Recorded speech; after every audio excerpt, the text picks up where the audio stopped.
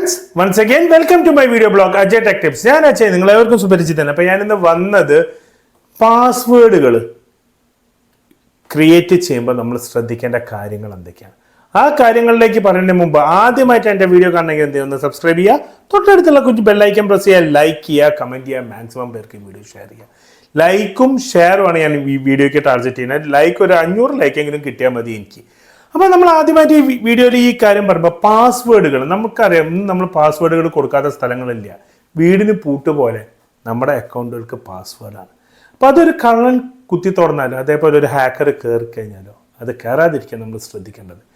ഇപ്പോൾ നമുക്കറിയാം ഗൂഗിൾ ജിമെയിലൊക്കെ ഒരു മിനിമം 8 ക്യാരക്ടർ വേണം പാസ്വേഡ് വെക്കാൻ. പക്ഷെ നമ്മൾ 8 ക്യാരക്ടർ പോരാ. നമ്മൾ ക്രിയേറ്റ് ചെയ്യുമ്പോൾ ഒരു 10-15 ക്യാരക്ടർ നിങ്ങൾ ക്രിയേറ്റ് ചെയ്യുക. പിന്നെ ഡിക്ഷണറി വേർഡ്സ് കഴിവതും ഒഴിവാക്കുക.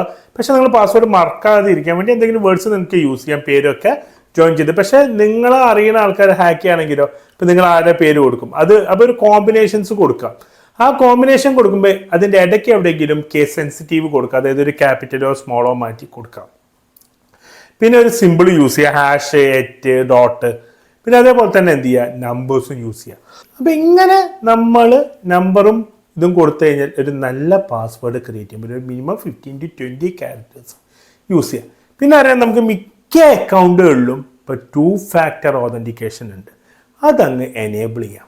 അതായത് ഗൂഗിൾ ആയാലും ആമസോൺ ആയാലും ഏതിലായാലും 2 ഫാക്ടർ, അതായത് OTP വഴി ചെയ്യണത് മാക്സിമം ചെയ്യുക. ഇപ്പോൾ നമ്മൾ പാസ്വേഡും കൊടുക്കുക, OTPയും പറഞ്ഞു കഴിഞ്ഞാൽ നമ്മുടെ അക്കൗണ്ട് ഒന്നും കൂടെ സുരക്ഷിതമായി. ഇപ്പോൾ ഗൂഗിളിൽ അത് മാൻഡേറ്റ് അല്ല, പക്ഷേ യൂട്യൂബിൽ മോണിറ്റൈസേഷൻ ഒക്കെ ആക്കണമെങ്കിൽ ഈ 2 സ്റ്റെപ്പ് ഓതൻറ്റിക്കേഷൻ എനേബിൾ ചെയ്യുക. അപ്പോൾ അത് നിങ്ങൾ എന്തായാലും ചെയ്യുക. നിങ്ങളുടെ ഫേസ്ബുക്ക് ആയാലും ഏതായാലും നിങ്ങൾ എന്ത് ചെയ്യുക, ഓതൻറ്റിക്കേഷൻ ചെയ്യുക. പക്ഷെ അത് ചെയ്യുമ്പോൾ ആ ഡിവൈസോ ആ നമ്പറോ എപ്പോഴും നിങ്ങളുടെ കയ്യിൽ ഉണ്ടാവണം, ഇല്ലെങ്കിൽ നിങ്ങൾക്ക് ലോഗിൻ ചെയ്യാൻ പറ്റില്ല. പിന്നെ നിങ്ങൾ ശ്രദ്ധിക്കേണ്ടത്, ഒരു കാരണവശാലും നിങ്ങളുടെ പാസ്വേഡ് എവിടെ എഴുതി വെക്കരുത്, നമ്മുടെ മൈൻഡിൽ തന്നെ വെക്കുക. കാരണം എഴുതി വെച്ച് കഴിഞ്ഞാൽ ആരെങ്കിലും കണ്ടു കഴിഞ്ഞാൽ അത് വെച്ച് കയറാൻ പറ്റുമോ നോക്കിക്കഴിഞ്ഞാൽ അത് നിങ്ങളുടെ അക്കൗണ്ടിനെ ബാധിക്കും. പിന്നെ അടുത്ത കാര്യം, നിങ്ങൾ മറവിയാണ്, എളുപ്പപ്പണിയാണ്, മടിയനാണ്. നിങ്ങൾ എന്ത് ചെയ്യും, ഗൂഗിളിൽ അല്ലെങ്കിൽ ഗൂഗിൾ ക്രോമിൽ അല്ലെങ്കിൽ മോസിലയിൽ നിങ്ങൾ എന്ത് ചെയ്യും, ബ്രൗസറിൽ തന്നെ പാസ്വേഡ് സേവ് ചെയ്ത് വയ്ക്കുക. ആ ഓർമ്മയിൽ വരെ കഫേ പോയാലും അത് ചെയ്യും. അത് നിങ്ങൾക്ക് പണിയാണ്. നിങ്ങളുടെ സ്വന്തം സിസ്റ്റത്തിൽ തന്നെ നിങ്ങളത് സേവ് ചെയ്ത് വെച്ചാലും ഒരു ഹാക്കർക്ക് ഈസി ആയിട്ട് നിങ്ങളുടെ സിസ്റ്റം ഹാക്ക് ചെയ്ത് കഴിഞ്ഞാൽ നിങ്ങളുടെ പാസ്വേഡ് ഈസി ആയിട്ട് എടുക്കാൻ പറ്റും. അത് നിങ്ങൾ ആദ്യം ശ്രദ്ധിക്കുക. അതുകൊണ്ട് ഒരു കാരണവശാലും കഴിയതും നിങ്ങളുടെ പാസ്വേഡുകൾ നിങ്ങൾ ബ്രൗസറിൽ സേവ് ചെയ്ത് വെക്കാതിരിക്കുക. പിന്നെ അത്രയും അത്യാവശ്യമാണെങ്കിൽ മാത്രം സേവ് ചെയ്യുക. പക്ഷേ ബാങ്ക് അങ്ങനത്തെ കാര്യങ്ങളൊന്നും ഒരിക്കലും നിങ്ങൾ സേവ് ചെയ്യരുത്, നിങ്ങളുടെ തലയിൽ തന്നെ വെക്കുക. ഇതാണ് പാസ്വേഡിനെ കുറിച്ച് കൂടുതലായിട്ടുള്ള കാര്യങ്ങൾ നമ്മൾ പറയുന്നത്.